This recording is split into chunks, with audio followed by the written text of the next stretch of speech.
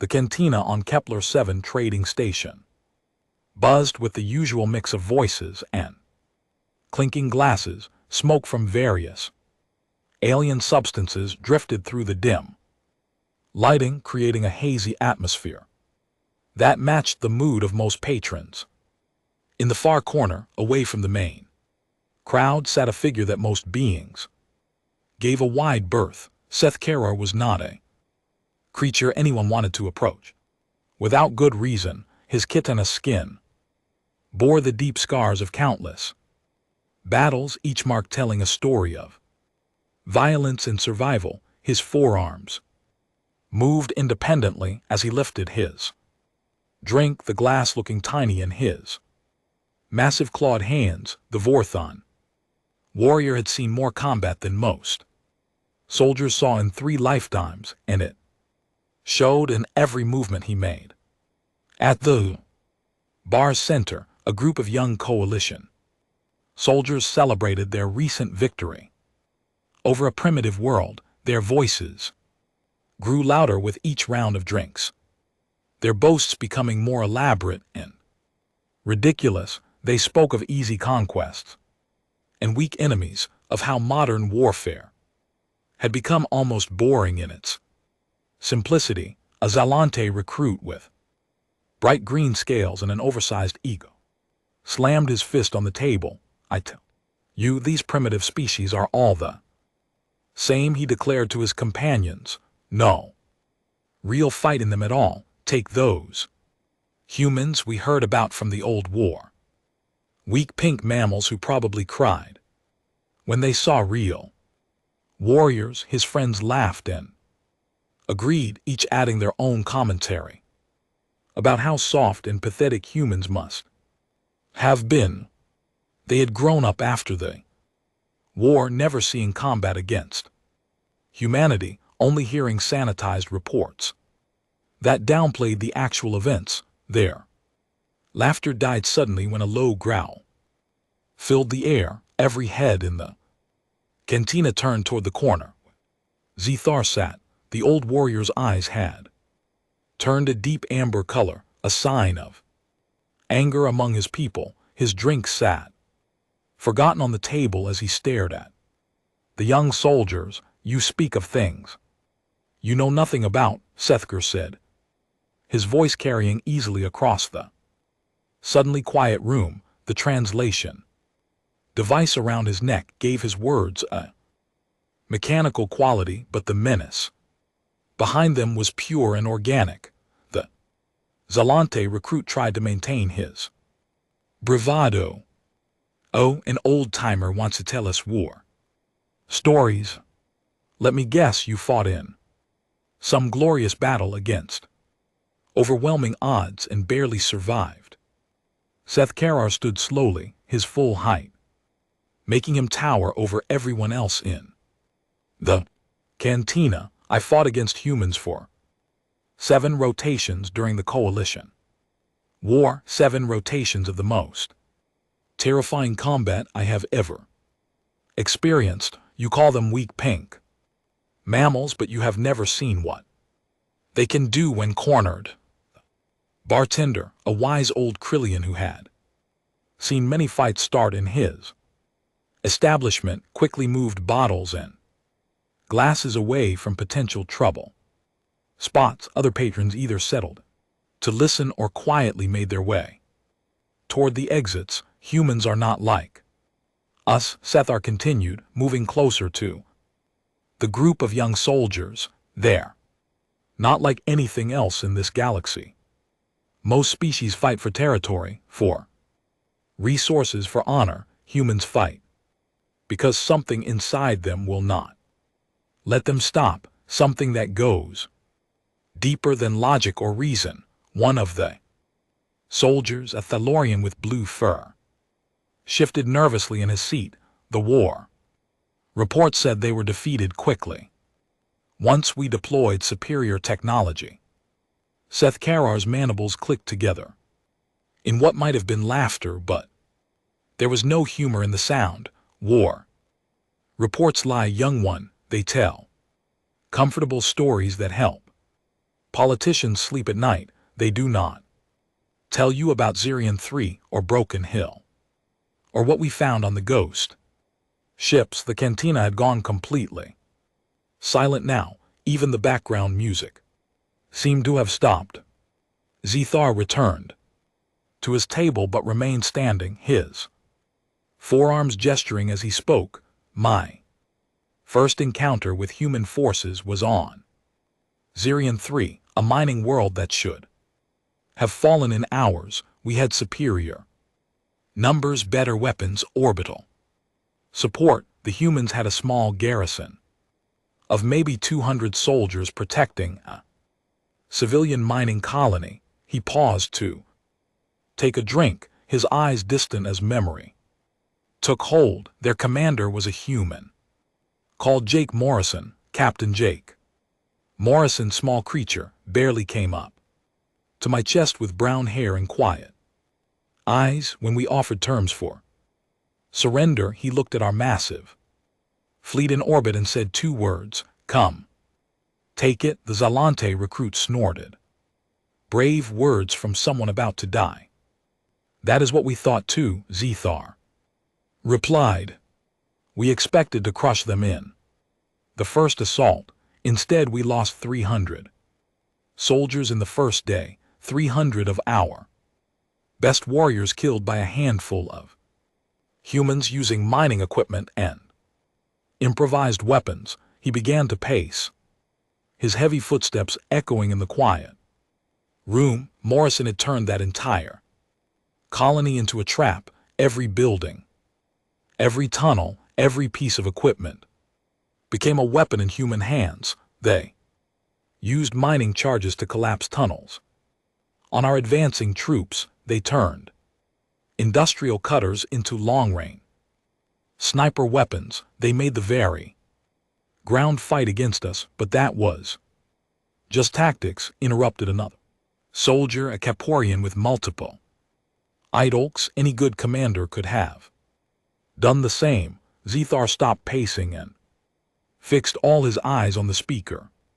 You think it was just tactics? Let me tell you about the human medic we captured on the 3rd day, a female called Amy Rodriguez, who had been treating wounded miners in an aid station that got overrun. The old warrior's voice grew softer, more thoughtful. We interrogated her, tried to get information about human defensive positions. She sat there, bleeding from her own wounds, and told us exactly where every human soldier was positioned. She betrayed her own people? Asked the Thyloran, confused. No, Zethar said slowly. She told us the truth because she knew it would not help us. Every position she revealed was a trap. Every weakness she pointed out was bait for an ambush. She sacrificed herself to mislead us, and we lost another 100 soldiers following her intelligence. He resumed pacing, his agitation growing as the memories flooded back. That was when I began to understand. Humans do not just fight with weapons or tactics, they fight with their entire beings. Every human becomes a weapon, even the wounded, even the dying. The cantina's atmosphere had grown heavy with tension. Several patrons had left quietly, but most remained, drawn by the raw honesty in the old warrior's voice. The sea lasted 3 days, Zethar continued. 3 days of the most brutal urban combat I have ever experienced. We had to fight for every room, every corridor, every storage closet. The humans never retreated, never surrendered, never gave up ground without making us pay in blood. But you won in the end, right? Asked the Zalante recruit, though his voice had lost its earlier cockiness. Zthgar turned to face him directly. We took the colony, yes. But victory, I'm not sure what victory means when it costs you more than defeat. We lost over 2,000 soldiers taking Zirian 3. 2,000 warriors to defeat 200 humans and some civilian miners. He sat back down heavily, suddenly looking every one of his many years, and that was just the beginning. Zirian 3 taught us that fighting humans was unlike anything we had ever experienced, but we thought it was an exception, a fluke. We thought other human colonies would be easier. The old warrior picked up his drink again, staring into its depths. We were wrong. Every human settlement we attacked fought the same way. Every battle became a nightmare of improvised weapons, desperate tactics, and soldiers who simply refused to die quietly. So what happened next? Asked one of the soldiers, genuinely curious now. Seth Carr looked up from his drink, his amber eyes reflecting decades of painful memories. Next came Broken Hill, where I learned that human determination goes far beyond anything rational, but that is a story for another moment. The cantina remained silent, waiting to see if the old warrior would continue, but Zethar had fallen quiet, lost in remembrances of a war that had ended years ago, but still haunted his dreams every night. The silence in the cantina stretched on for several minutes. Zethar sat staring into his drink, lost in memories that clearly brought him no peace. The young coalition soldiers waited, their earlier bravado completely gone. Even the bartender had stopped his usual cleaning, sensing that something important was happening in his establishment. Finally, the Zealant recruit cleared his throat softly. You mentioned Broken Hill. What happened there? Zethar's mandibles clicked slowly, a sign of deep thought among his people. When he spoke again, his voice carried the weight of old pain and newer understanding. Broken Hill was supposed to be different. After Zirian 3, the Coalition Command decided we had been too gentle with the humans. They sent a full war fleet to crush a mining colony that had refused to surrender. We had orbital bombardment ships, assault carriers, and 20,000 elite troops. He lifted his drink but did not take a sip, just held it while he gathered his thoughts. The human colony on Broken Hill had maybe 800 people total. Most were civilians, miners, engineers, families. The military garrison was tiny, perhaps 50 soldiers led by a lieutenant called Amy Rodriguez. One of the soldiers leaned forward. Rodriguez, wasn't that the medic you mentioned before? Different human, same name. Humans often share names, which confused our intelligence reports. Seth Carr's eyes grew distant as the memory took hold. This Amy Rodriguez was an engineer, not a medic, but she would prove just as dangerous in her own way. The old warrior stood again and began his slow circuit of the table.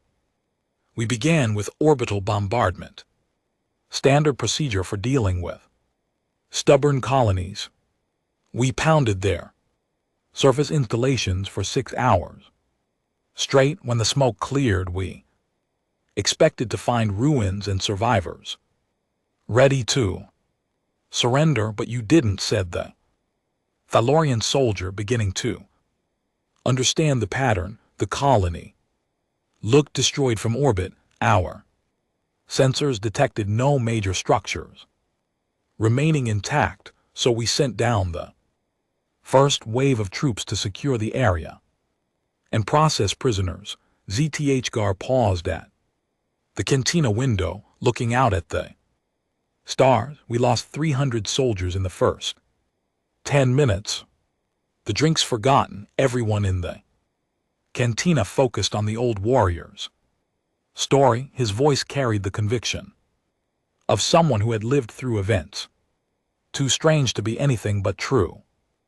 Rodriguez had turned the entire mining complex into one giant trap. The orbital bombardment had destroyed the surface. Buildings, yes, but underground the mine. Shafts went down for Killam, she had connected every tunnel, every chamber, every maintenance shaft into a network of death. Zethar turned back to face his audience. Our troops landed in what looked like empty ground, but beneath their feet, humans waited in tunnels they had modified into firing positions.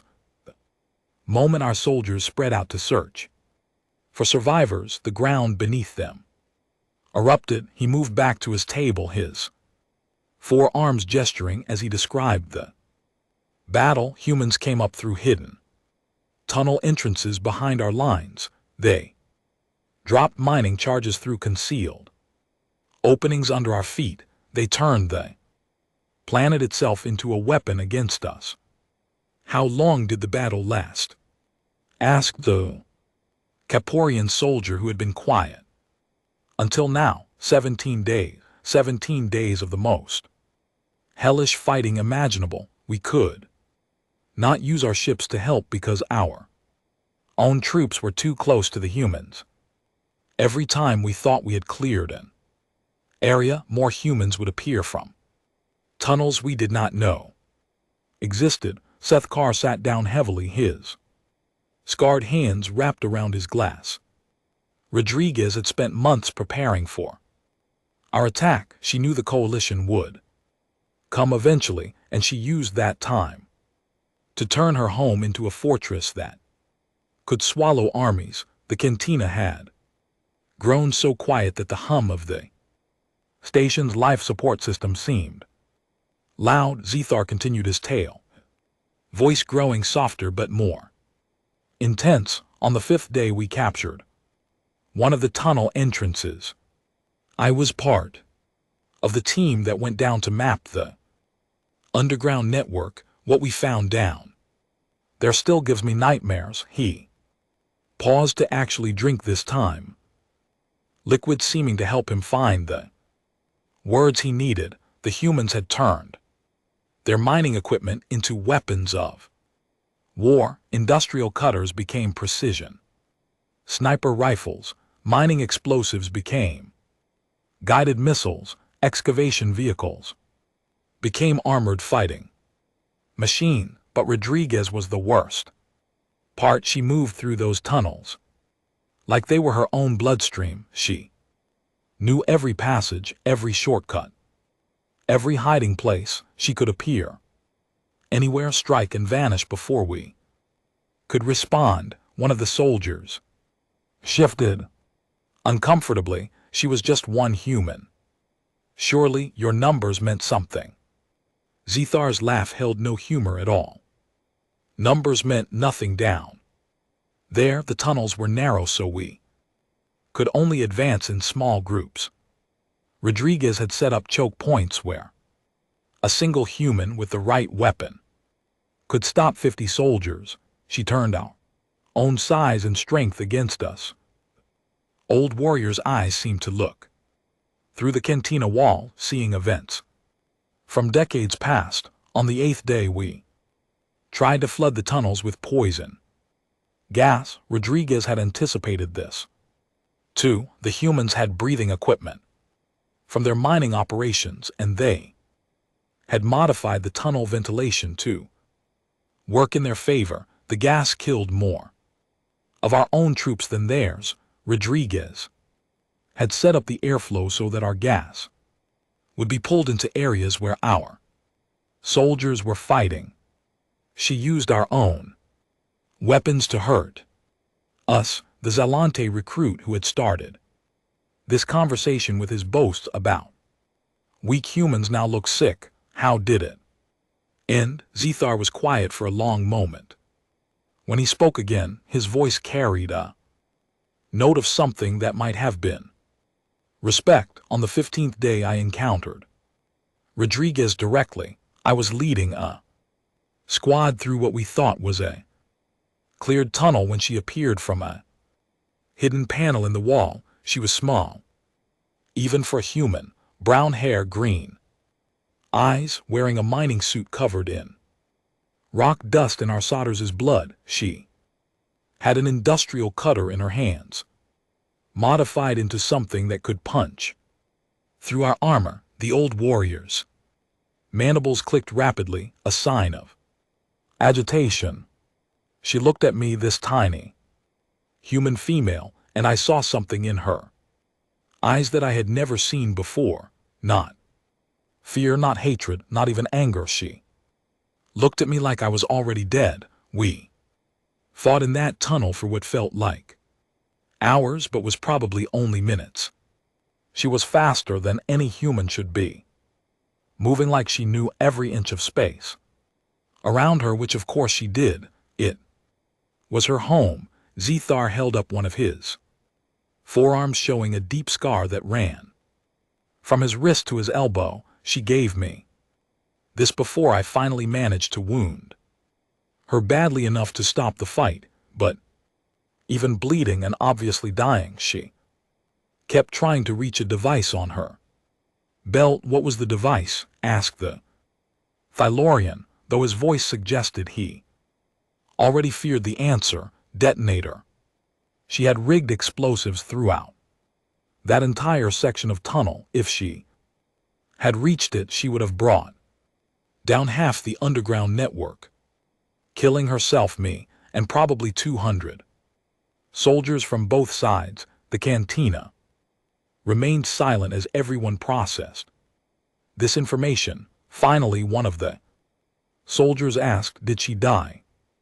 Eventually, but not before she told me something that I will never forget. Sethkar's voice dropped to barely above a whisper. She said that even if we killed every human on Broken Hill, there were thousands of other colonies just like it, thousands of other engineers like her preparing the same kinds of defenses. She told me that humans had been fighting wars for thousands of years before they ever left their home planet.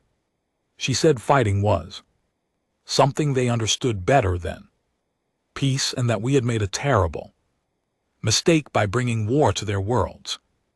Zethar finished his drink and set the glass down with a soft clink. The siege ended 2 days later when the remaining humans finally ran out of ammunition and explosives. We had taken Broken Hill, but it cost us over 4,000 casualties to defeat 800 humans, and Rodriguez was right about the other colonies. Every human world we attacked after that fought the same way. Every battle became a nightmare that lasted weeks and cost us thousands of soldiers. The old warrior looked around at the young faces staring at him. That was when I began to understand that we were not fighting a normal war. We were fighting something much more dangerous. We were fighting a species that had turned conflict into an art form. The air in the cantina had grown thick with tension and the weight of old memories. Zthgar sat motionless for several minutes after finishing his account of Broken Hill. The young coalition soldiers exchanged uncomfortable glances, no longer eager to hear more about human warfare, but something in the old warrior's manner suggested he was not finished with his tale. A soft chime from the cantina's chronometer marked the late hour, but nobody moved to leave. The bartender had given up any pretense of working and stood listening like everyone else. Finally, the Thylaurian soldier spoke up. "You said there were ghost ships. What did you mean by that?" Zethakar's 4 eyes focused on the speaker, and for a moment something like fear flickered across his scarred features. The ghost ships were the worst part of the entire war, worse than the ground battles, worse than the sieges, worse than anything else we encountered. He stood slowly and walked to the cantina's main viewport, staring out at the starfield Beyond, it happened during the battle. For the Helios system, we had cornered a small human fleet near the dead world of Helios Prime, 3 human ships against 12 of ours. The outcome should have been certain. The humans fought hard as they always did, but our numbers told in the end. We disabled 2 of their ships and forced the 3rd to retreat.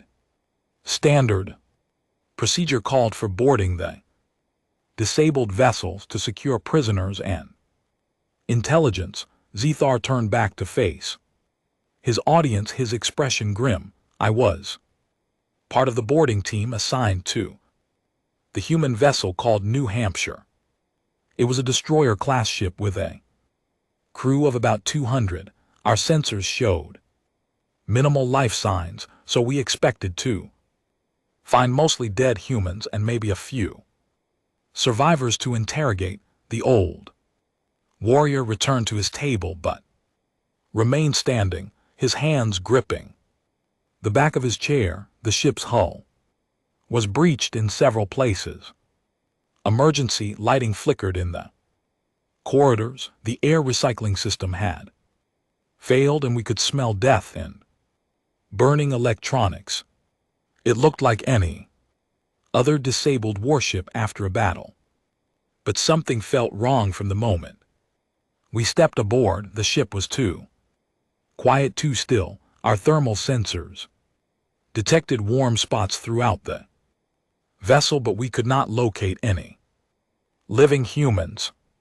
It was as if the ship itself was still alive while its crew was gone. One of the young soldiers leaned forward. Were they hiding, setting up an ambush? Zethar's mandibles clicked slowly. That is what we thought at first. We moved through the ship carefully, weapons ready, expecting humans to attack from every shadow. But as we explored deeper into the vessel, we began to understand the truth. The humans had not fled. They had not hidden. They had died at their posts, and they had kept working until the very moment death took them. The cantina fell silent except for the soft hum of life support systems.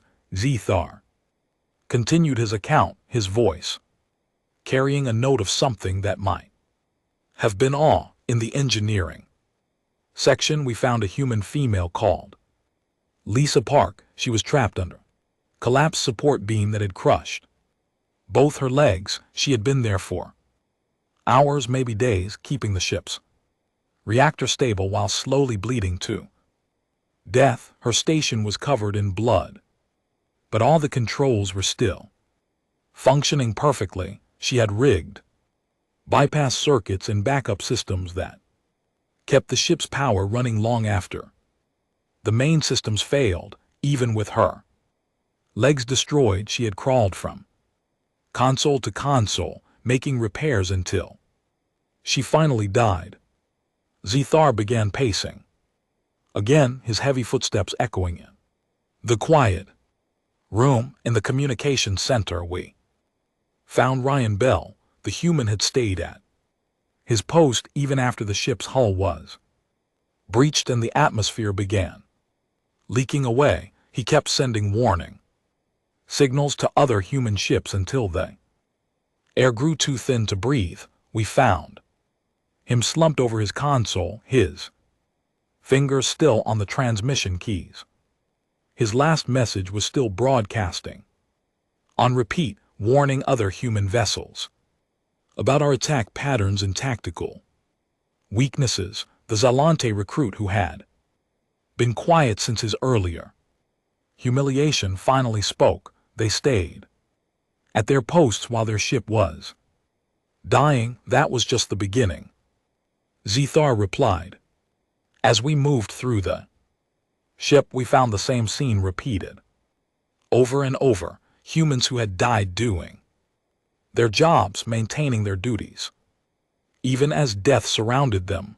The medical bay was the worst. Dr. Sarah Kim had continued treating wounded crew members even after the ship's life support failed. We found her body draped over a patient she had been trying to save. Both of them were dead, but her medical equipment was still running, still monitoring vital signs that no longer existed.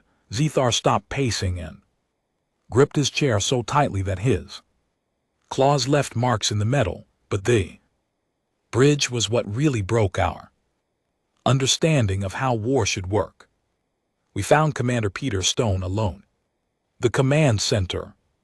He had taken shrapnel from an exploding console that had torn open his chest. Any rational being would have sought medical attention or at least tried to escape to safety. The old warrior's voice dropped to barely above a whisper. Instead, Stone had used his remaining time to set up a trap that would have killed my entire boarding party. He had rigged the ship's self-destruct system to activate if anyone tried to access the navigation computer or download the ship's tactical database. Only his death from blood loss had prevented the ship from taking us with it. We found him collapsed over the command console, his blood covering the controls, his hand just inches away from the final activation switch. The silence in the cantina was complete now.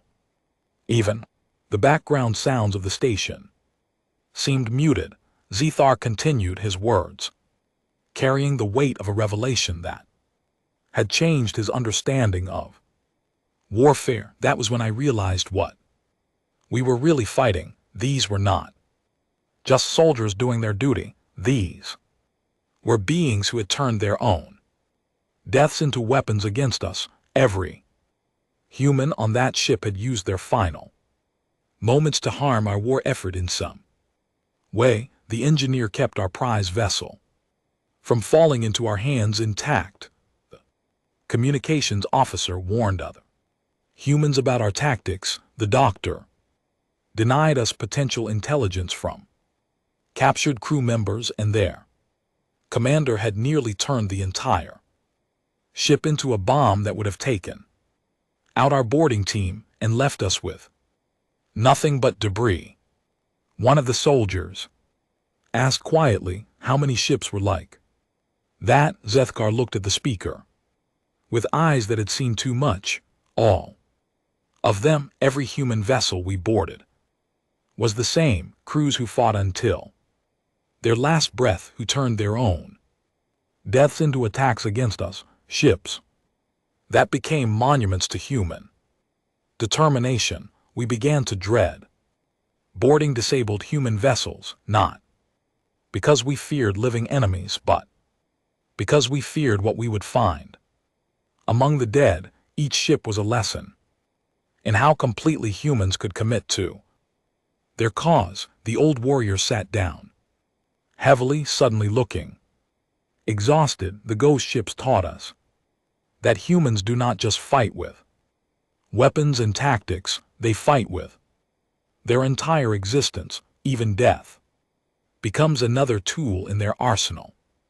After the New Hampshire, I requested transfer to ground forces. I could not bear to board another human ship to see more examples of that terrible dedication. But as I would learn, human determination was just as frightening on the ground as it was in space. Zethar picked up his empty glass and stared into it. The worst part was not what they did to us. The worst part was understanding that they did it willingly. No orders forced them to die at their posts. No threats made them turn their deaths into weapons. They chose to do these things because that was who they were. That was when I began to understand that we were not just fighting another species. We were fighting something that existed beyond our comprehension of how intelligent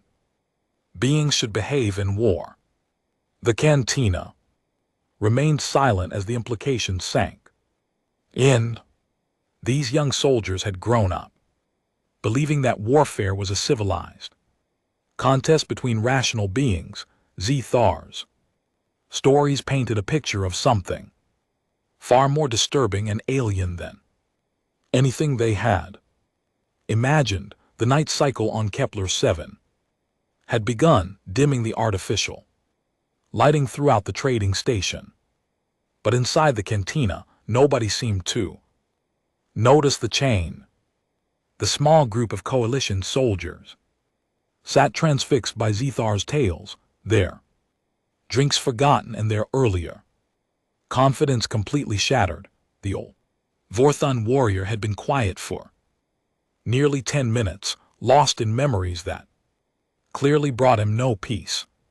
His forearms rested on the table, but his claws kept extending and retracting, unconsciously, a sign of deep agitation among his people. Finally, the Caporian soldier with multiple eye stalks spoke up. "You transferred to ground forces after the ghost ships. Did that make things better?" Sethkar's laugh was bitter and harsh. "Better? No, nothing about fighting humans ever got better. Ground combat just taught me new ways to fear them, but the worst lesson came from what should have been the easiest target of all." He stood and moved to the cantina's small food dispenser, not because he was hungry, but because he needed something to do with his hands. 6 months after the New Hampshire incident, my unit was assigned to intercept a human hospital ship in the TD system. "A hospital ship?" asked Theron. "Soldier, those are supposed to be protected under galactic warfare conventions." "They are," Zethar agreed, returning with a nutrition packet he had no intention of eating. But this hospital ship was traveling through a war zone without proper escort, and our intelligence suggested it was carrying wounded human soldiers who might have valuable information about upcoming human operations. The old warrior tore open the packet, but just held it while he continued his story. The ship was called Sanctuary, converted civilian transport that the humans had modified to treat battlefield casualties. Our sensors showed it was carrying about 300 beings, most of them in medical bays or recovery areas. Standard procedure for hospital ships was simple. We would board them, verify they were only carrying wounded and medical personnel, and let them continue on their way. Even in war, most species respect the need to care for their injured. Zethar's mandibles clicked rapidly as the memory took hold. But humans, as I had learned repeatedly, do not follow standard procedures. They do not think like other species. They do not accept the normal rules of warfare. He began his familiar pacing pattern around the table. The boarding was routine. At first, the ship's commander, a human called Dr. Helen Carter, met us at the airlock with proper medical credentials and passenger manifests. She showed us to the medical bays where human soldiers lay in various stages of recovery from combat injuries. It all looked normal. Wounded soldiers in hospital beds, medical staff treating their injuries, the usual setup for a legitimate hospital vessel. Our boarding team began the standard inspection procedures. The cantina had grown so quiet that the soft hum of air recyclers seemed loud. Zethar continued, his voice carrying the weight of a revelation that had fundamentally changed his understanding of human nature. The first sign something was wrong came when we tried to inspect the ship's communication systems. The communications officer, a human male called Ben Phillip, seemed nervous about letting us access the equipment. When we insisted, he began stalling and asking for delays while we were dealing with Philip's other members of our Boarding team reported strange behavior from the wounded soldiers. They were too alert, too focused on our movements. Wounded beings usually ignore their surroundings and focus on their own pain and recovery. Zethar stopped pacing and gripped the back of a chair. That was when we realized the truth. The wounded human soldiers were not passive patients, they were active participants in the ship's defense. Soldiers with missing arms were operating computer systems. Beings with leg injuries were monitoring sensor displays. Even patients connected to life support equipment were providing tactical analysis and intelligence. The Zealant recruit who had started this entire conversation with his boasts about weak humans now looked genuinely frightened. They had turned their hospital ship into a warship. Worse than that, Zethar replied. They had turned their wounded into soldiers who fought from hospital beds. Every patient became a crew member. Every medical bay became a command center. The entire ship was one giant weapon disguised as a place of healing. The old warrior's voice grew softer but more intense. Dr. Carter had armed the walking wounded and positioned them throughout the ship. Soldiers who could barely stand were manning defensive positions. Patients who should have been unconscious from pain medication were operating weapon systems. The ship's chief surgeon, Dr. Alex Morgan, continued performing operations even as our boarding party fought through the corridors outside his medical bay. When we finally breached the surgery area, we found him still working on a patient while using his own body to shield the operating table from weapons fire. Zethar sat down heavily, his scarred hands trembling slightly as he remembered the scene. Morgan had 3 separate wounds from our energy weapons, but he kept operating until he completed the surgery. Only then did he collapse and die, still covering his patient with his body. Nurse Phillips had organized the mobile patients into fighting units based on their remaining capabilities. Soldiers who had lost legs became stationary gunners. Patients with arm injuries became spotters and communication relays. Even the most seriously wounded found ways to contribute to the ship's defense. The silence stretched on as everyone processed what they were hearing. Finally, one of the soldiers asked, "How many casualties did you take?" 47 members of our boarding party died taking that hospital ship. 47 elite warriors killed by wounded humans who should have been helpless patients. Zethar's voice carried a note that might have been respect mixed with horror. But the worst part was not the fighting. The worst part was understanding what we had found. These were not soldiers pretending to be patients. They were genuinely wounded humans who had simply refused to stop being soldiers. The old warrior picked up his nutrition packet, but set it down again without eating. Dr. Carter explained it to me before she died from her wounds. She said that human military personnel do not stop being warriors just because they are injured. Their duty continues regardless of their physical condition. She told me that every human on that ship had volunteered to keep fighting despite their injuries. No orders forced them to turn their hospital into a fortress. They chose to do it because that was what humans do when their people are threatened.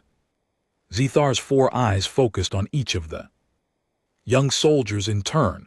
That was when I finally understood the true horror of fighting humans. It was not their weapons or their tactics that made them So dangerous, it was their absolute refusal to accept defeat under any circumstances. Other species fight until the cost becomes too high, then they surrender or retreat.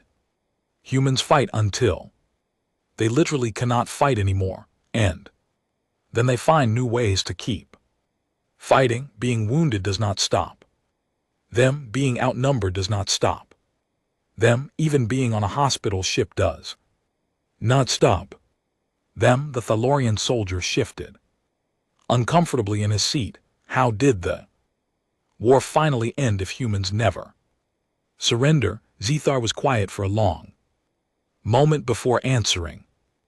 That is a question I have thought about for many years. The official reports say we achieved our strategic objectives and negotiated a favorable peace treaty, but those of us who actually fought against humans know the real truth. The war ended not because we defeated the humans, but because they decided we had suffered enough. They chose to stop fighting, not because they had to, but because they wanted to.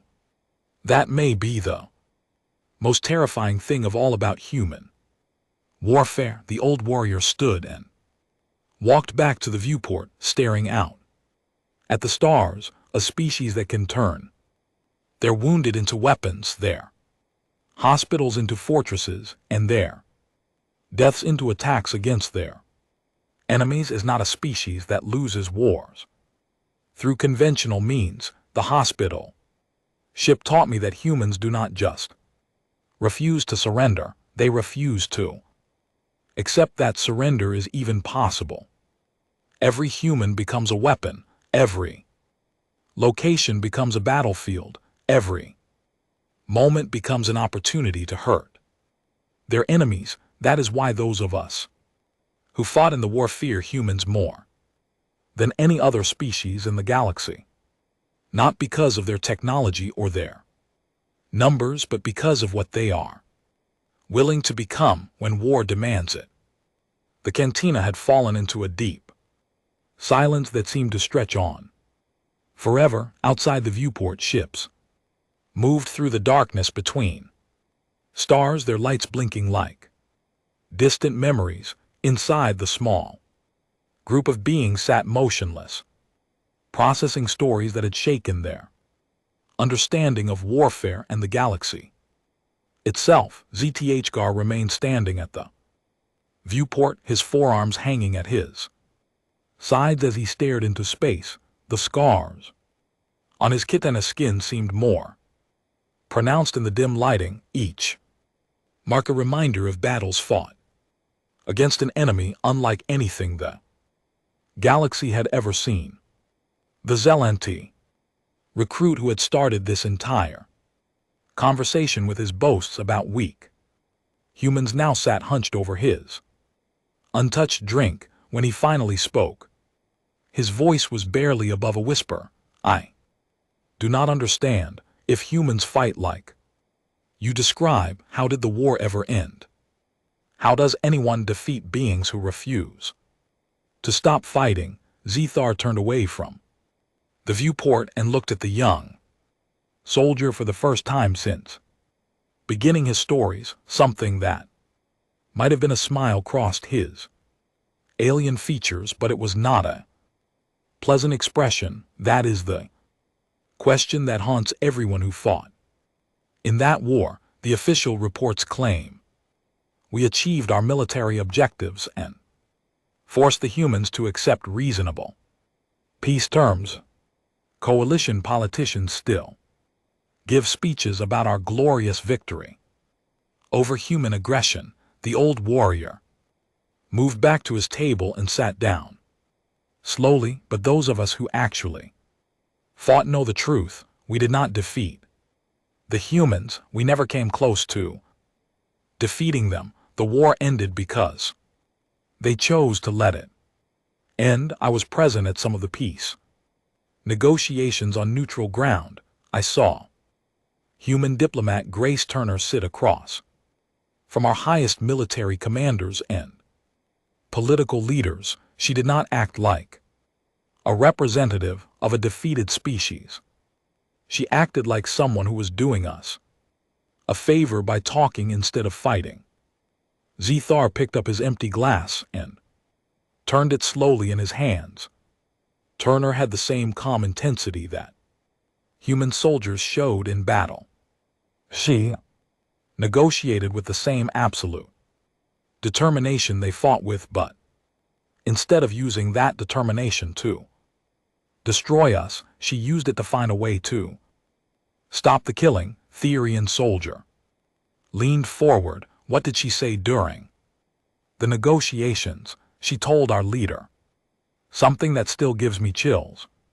When I remember it, she said that humans had been studying our military capabilities, our population centers, our industrial capacity. They had been planning what they called total warfare. If the conflict continued, the old warrior's mandibles clicked rapidly as he recalled the moment. Turner explained that humans had developed new weapons and tactics that they had not yet used. She said they had been holding back, trying to keep the war limited and civilized, but if we forced them to continue fighting, they would stop restraining themselves. She showed our negotiators some of the intelligence reports her people had gathered detailed plans for attacking our home worlds, our civilian populations, our entire way of life. They had been preparing to turn the war into something that would destroy both species completely. Zethar set down his glass and looked around at the young faces watching him. That was when I understood the true horror of what we had been fighting. The battles I had survived, the terrible tactics I had witnessed, the determination that seemed beyond all reason that had been the humans holding back. All those stories I have told you tonight, all those examples of human warfare that seemed so extreme and frightening, they were the humans trying to fight a civilized war according to galactic conventions. What they threatened to do if the war continued was something far worse. The silence that followed was different from the earlier quiet moment. This was the silence of beings trying to comprehend something that challenged their basic understanding of how intelligent species should behave. Finally, the Caporian soldier asked, "So the war ended because they threatened total destruction?" "No," Zethar replied firmly. "The war ended because they offered mercy." Turner could have demanded anything from us: complete surrender, massive compensation, territorial concessions. Instead, she offered a simple peace agreement that allowed both species to return to their normal lives. She said that humans did not want to rule over other species or conquer the galaxy.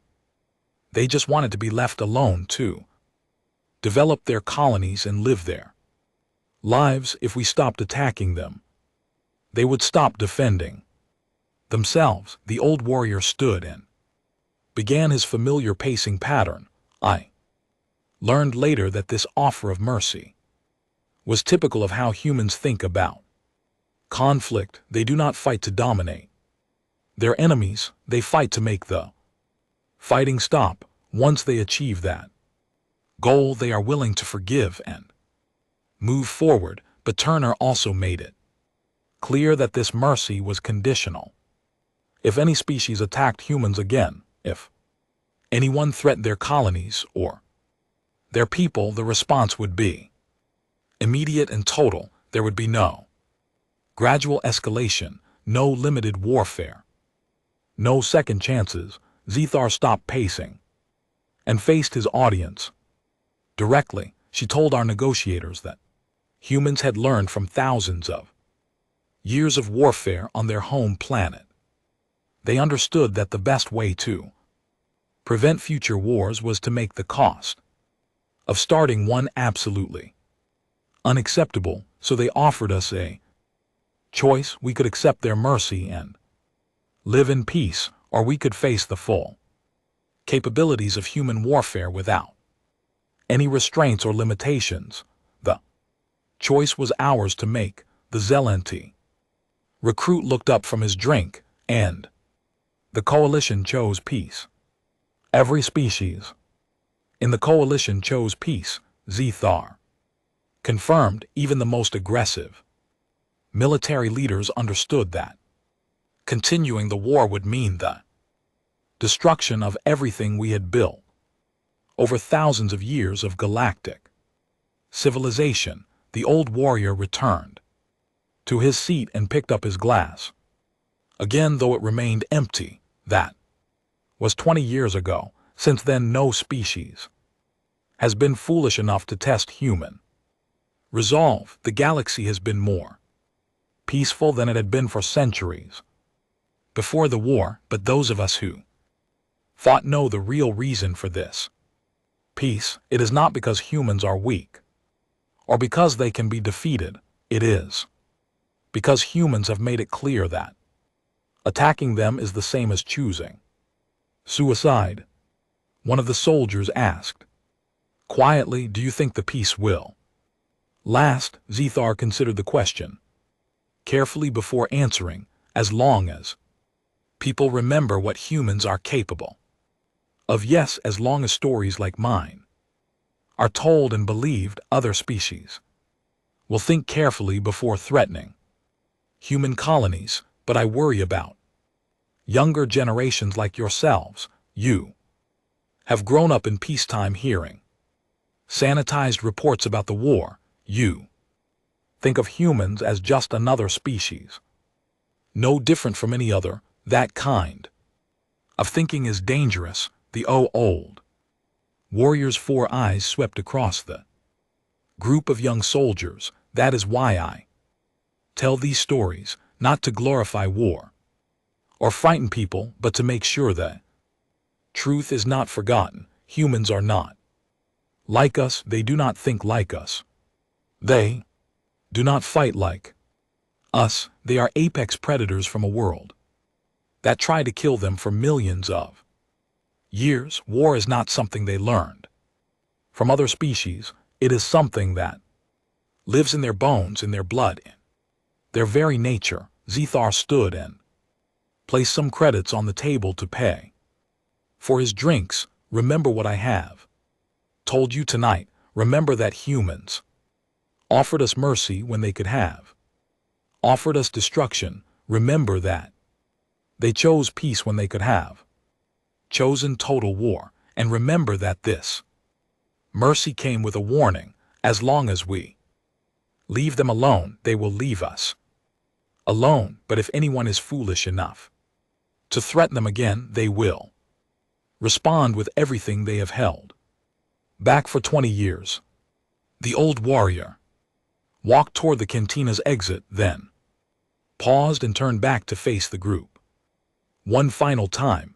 There is something else you should know, something I have never told anyone before tonight. He reached into a pocket and pulled out a small metal object, holding it up so everyone could see. It was clearly of human manufacture, small and simple, but somehow significant. This is a military decoration from Captain Jake Morrison, the human commander from Zirion 3. He gave it to me during the prisoner exchange that followed the peace negotiations. It has an inscription that says, "For worthy opponents." Zethar tucked the medallion back into his pocket. Even after everything we did to each other during the war, the humans showed respect for our courage and dedication.